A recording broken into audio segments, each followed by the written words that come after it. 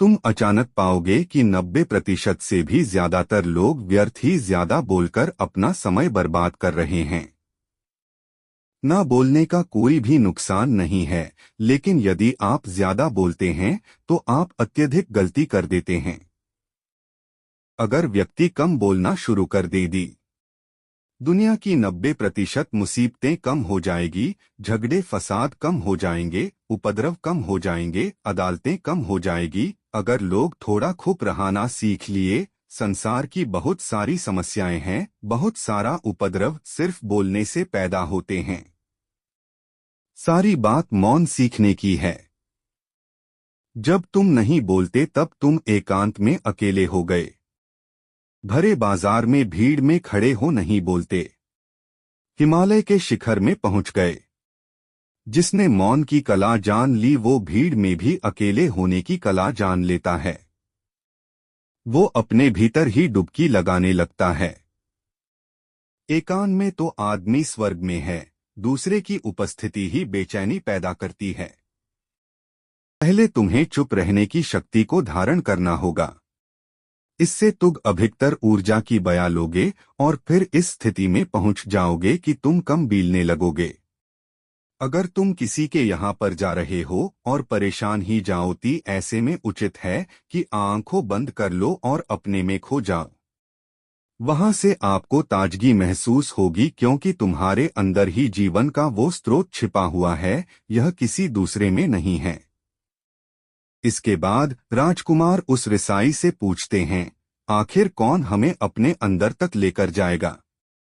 ये बातें सुनकर रिसाई बुद्ध कहते, तुम्हें स्वयं ही अपने अंदर उतरना होगा और वहीं से परम राज्य जीवन का आनंद ले पाओगे।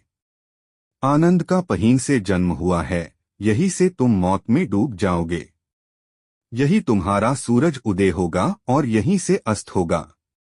इसी प्रकार तुम बार बार डुबकी लगाओ। जब भी तुम डुबकी लगाकर लौटोगे, वहां से तुम पाओगे फिर ताजगी भरी जीवन की नई संपदा मिलेगी।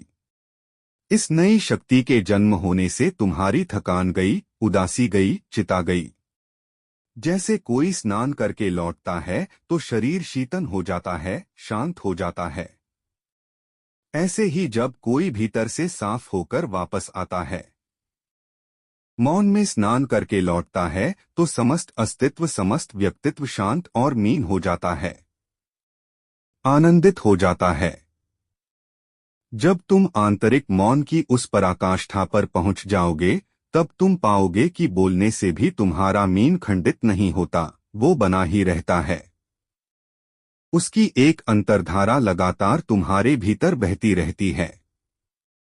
तुम बोलते तो हो, तुम शब्द का उपयोग भी करते हो, लेकिन वो तुम्हारे मौन की खंडित नहीं कर पाती।